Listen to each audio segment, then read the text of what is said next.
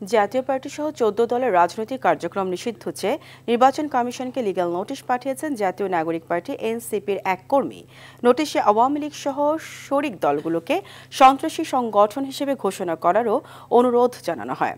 এনসিপির কর্মী হোসেন মোহাম্মদ আনোয়ারের পক্ষে প্রধান নির্বাচন কমিশনার, আইন মন্ত্রণালয়ের সচিব এবং প্রধান উপদেষ্টার মুখ্য সচিবের কাছে এই নোটিশ পাঠান আইনজীবী সালাউদ্দিন রিগান। বলা হয়েছে যে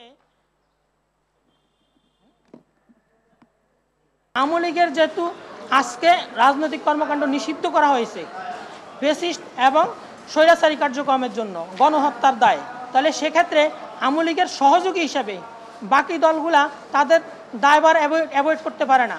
এজন্য ওদেরকেও একই দায়ভার বহন করতে হবে। এজন্যই আমরা এই আইনি নোটিশ প্রেরণ করেছি।